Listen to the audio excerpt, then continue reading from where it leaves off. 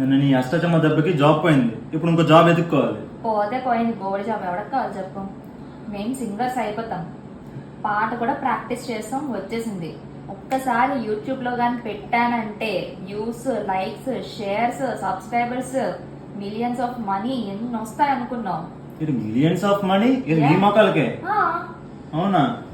ఎందుకు, ఏ సాంగ్ ఇది? దా పోయి పాడతాం. Johnny Johnny, yes papa, eating sugar, no papa, telling lies, no papa, open యమ్మా. చూసావా, దెబ్బకి 1 night స్టార్ అయిపోతాం యూట్యూబ్ లో.